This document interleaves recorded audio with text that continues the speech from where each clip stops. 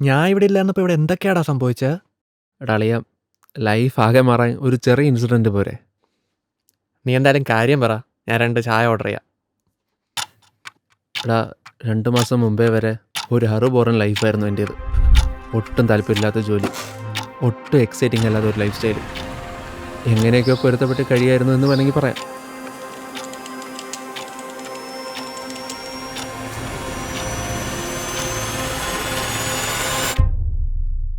അങ്ങനെ ഇരിക്കെ ഒരു ദിവസമാണ് പ്രിയയുടെ സ്റ്റോറി കാണാൻ ഇടയായത്. ഫോർവർ ഫോർ യു എന്ന ബുക്ക് ആരുടെങ്കിലും ഉണ്ടോ എന്നായിരുന്നു ആ സ്റ്റോറി. ഞാനൊന്ന് ആലോചിച്ചു. എൻ്റെ ഉണ്ട് എന്ന് ഉറപ്പ് വരുന്നതിന് ശേഷം ഞാൻ അവൾക്ക് റിപ്ലൈ ചെയ്തു.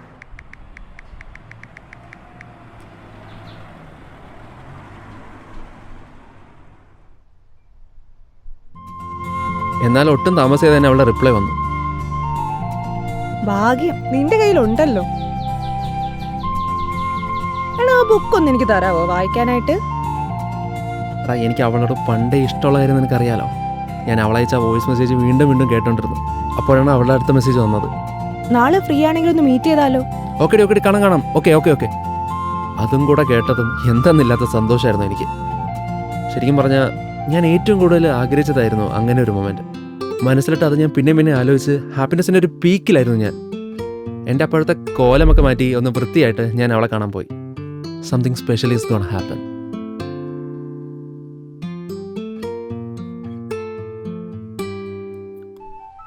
അവളെ ഇതിനു മുമ്പ് പലതവണ കണ്ടിട്ടുണ്ടെങ്കിലും that day she was even more beautiful.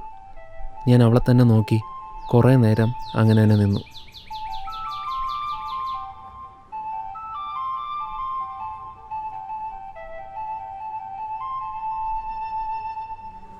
ഈ ഷർട്ട് നിനക്ക് നല്ല ചേരുന്നുണ്ട്. എൻ്റെ ഫേവറേറ്റാ. ഇതേ സെയിം ടീഷർട്ട് അല്ലേ നീ ഇൻസ്റ്റയിൽ സ്റ്റോറി ഇട്ടത്? ഓ, അതൊക്കെ നോക്കാറുണ്ട്. പിന്നെ കാണാനല്ലേ ഇൻസ്റ്റയിൽ സ്റ്റോറി ഇടുന്നത്?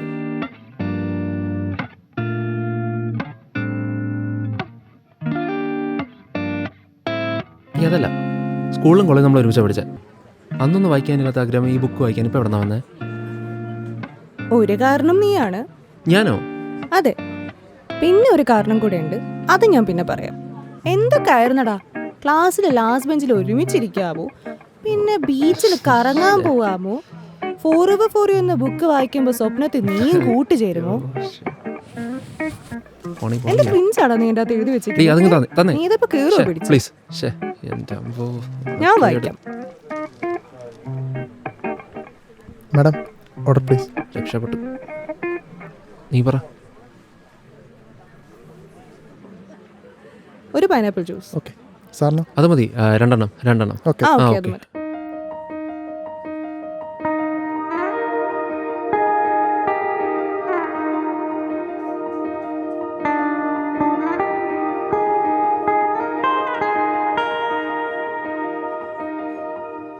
ശരിക്കും പത്തി പഠിക്കുമ്പോൾ എഴുതിയതല്ലേ അതങ്ങനെ. അതിരിക്കട്ടെ, എന്നെ അന്ന് റിജക്ട് ചെയ്തില്ലേ, പിന്നെ പേപ്പർ മാത്രം എന്തിനാ സൂക്ഷിച്ച് വെച്ചിരുന്നേ? സൂക്ഷിച്ചു വെച്ചൊന്നും അല്ല, റൂം ക്ലീൻ ചെയ്തപ്പോ കിട്ടിയതാ. പിന്നെ ലെറ്റർ വായിച്ചപ്പോ ബുക്ക് വായിച്ചാൽ കൊള്ളാന്നും കൂടെ കരുതി, അത്രേ ഉള്ളൂ. ശരിക്കും പറഞ്ഞല്ലേ, അന്ന് ലിറ്ററി കബ്ലി അല്ലായിരുന്നോ നമ്മള്? നിന്നെ ഇംപ്രസ് ചെയ്യാൻ വേണ്ടി ചെയ്തതാ.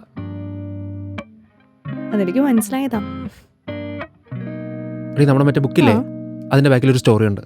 എന്ത് സ്റ്റോറി? എന്താ പറയാ, എതിർപ്പുകളെ തോൽപ്പിച്ച പ്രണയത്തിന്റെ കഥ എന്നൊക്കെ പറയില്ലേ, അതാണ്. റിച്ചാർഡ് കെന്റ്, അദ്ദേഹത്തിന്റെ 3ാമത്തെ ബുക്കാണിത്. റിച്ചാർഡ് അതിനു മുമ്പ് എഴുതിയ ഒരു പുസ്തകവും അത്രയ്ക്ക് ശ്രദ്ധ നേടിയില്ല. അതിൻ്റെയൊക്കെ വിഷമത്തിൽ പുള്ളി സൂയിസൈഡിൻ്റെ അറ്റം വരെ എത്തി. ആ സമയത്താണ് ക്യാതറിൻ അദ്ദേഹത്തിൻ്റെ ലൈഫിലേക്ക് കടന്നു വരുന്നത്. അവൾ അയാളെ തിരിച്ച് ജീവിതത്തിലേക്ക് കൊണ്ടുവന്നു. അതിലൂടെ അവർ പ്രണയത്തിലായി. ക്യാതറിനാണെങ്കിൽ ഒരു പ്രമാണി കുടുംബത്തിലെ മെമ്പറാണ്. അപ്പോൾ അവരുടെ ആ റിലേഷൻ ക്യാതറിൻ്റെ ഫാമിലി നല്ല രീതിയിൽ എതിർത്തു. റിച്ചാർഡ് അവരുടെ ലവ് റിലേഷനെ ബേസ് ചെയ്ത ബുക്കാണ് ഫോർഎവർ ഫോർ യു. അപ്പോൾ ഇത് പബ്ലിഷ് ചെയ്യാൻ പല വഴികളും റിച്ചാർഡ് നോക്കി. കാരണം ക്യാതറിൻ്റെ ഫാമിലി അവരുടെ ബന്ധത്തെ ശക്തമായി എതിർത്തിരുന്നു. ഒരു ആക്സിഡന്റിലൂടെ റിച്ചാർഡിനെ കൊല്ലാൻ വരെ അവർ ശ്രമിച്ചു. അവസാനം ക്യാതറിൻ അവളുടെ കയ്യിലുണ്ടായിരുന്ന എല്ലാ സ്വർണവും പണയം വെച്ചിട്ടാണ് ഈ ബുക്ക് പുറം ലോകത്ത് എത്തിച്ചത്. അപ്പോൾ ഇത്രയധികം പ്രശ്നത്തിലൂടെ കടന്നിട്ടാണ് ഈ ബുക്ക് പബ്ലിഷ് ആയത്. കൊള്ളാല്ലേ, നമ്മളറിയാത്ത എത്ര രസമുള്ള കഥകളാണ് നമ്മുടെ ചുറ്റും നടക്കുന്നേ. Thank you. സത്യം.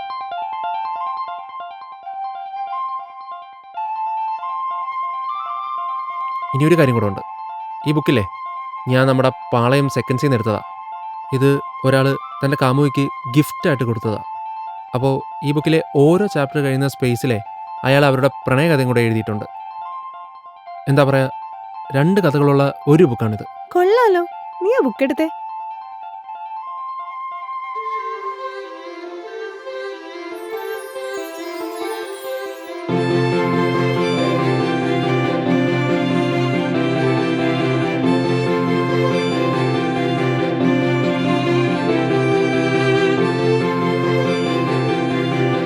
എടി, ഞാനൊന്ന് വാഷ്റൂമിൽ പോട്ടെ. പോയിട്ടോ. കുറേ നാൾക്ക് ശേഷമാണ് ഞാൻ ഇത്രയും ഹാപ്പി ആയത്. This day was meant to happen എന്ന് വേണമെങ്കിൽ പറയാം.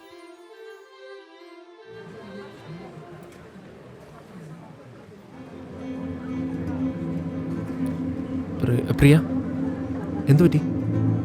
നീ ഓക്കെ അല്ലേ പ്രിയ?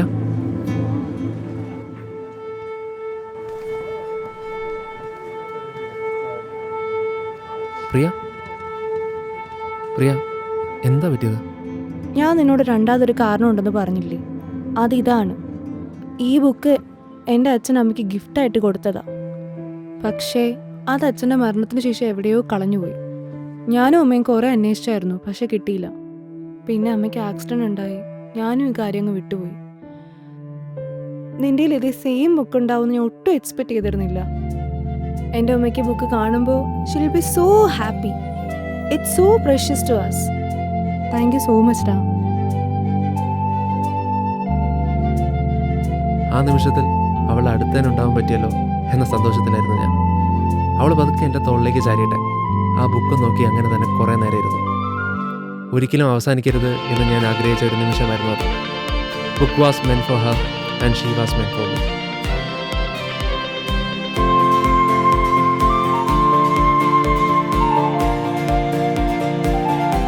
അതിനുശേഷം ഞങ്ങൾ കുറേ സംസാരിച്ചു.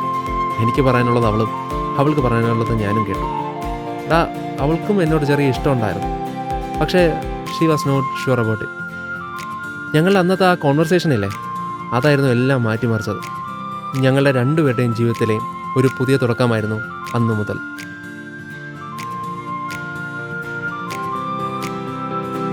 ഇതായിരുന്നടാ ആ ചെറിയ ഇൻസിഡൻറ്റ്.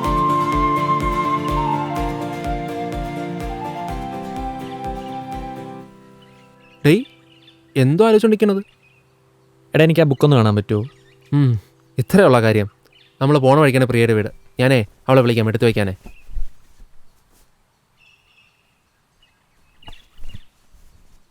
ഞാൻ നേരെ കൊടുത്തിട്ട് വരാം. ഓ ആടി, നമ്മളിപ്പോൾ ഇവിടെ നിന്ന് ഇറങ്ങും. അപ്പോഴേ നമ്മുടെ മറ്റേ ആ ബുക്കില്ലേ, അത് വിപിനൊന്ന് കാണണമെന്ന്. നീ അന്ന് എടുത്ത് വെച്ചേക്കേ.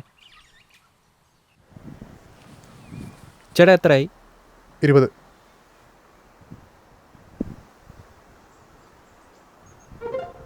അയച്ചിട്ടുണ്ടേ. എൻ്റെ പൊന്നു പ്രിയ, ഇത്ര കെയർലെസ്സായിട്ടാണ് നീ ഇരിക്കുന്നത്. എനിക്കേ നിൻ്റെ അടുത്ത് സംസാരിക്കാനേ താല്പര്യമില്ല. നീ അവിടെ ഒന്നും കൂടെ നോക്ക്, അതാണ് നല്ലത്. ഞാൻ എന്തെങ്കിലും പറഞ്ഞാൽ കൂടിപ്പോ. ഞാൻ വയ്ക്കുവാണേ. എന്ത് ചെയ്യാം? എന്താടാ, എന്ത് പറ്റി? അവളുടെ എന്നാ ബുക്ക് മിസ്സായെന്നാ പറയണത്. മിസ്സായാ?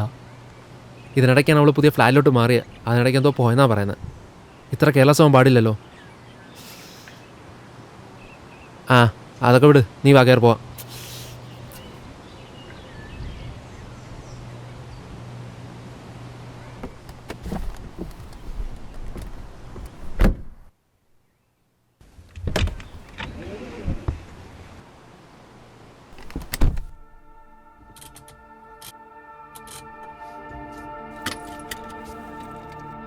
ഡേയ്, ആ ബെൽറ്റ് എടുത്ത് ഇടാൻ നോക്ക്, പോണ്ടേ?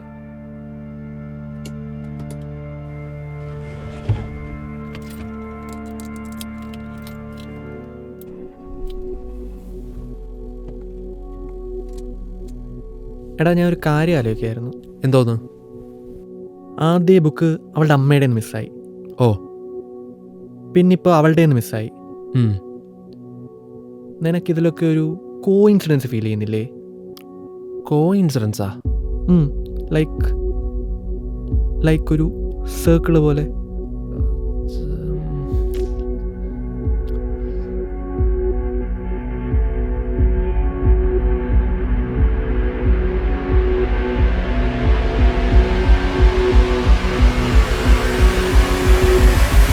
ഇത്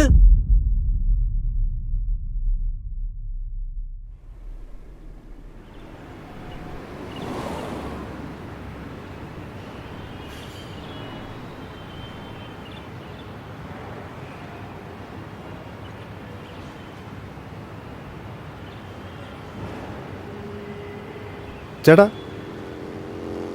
ആ ബുക്ക്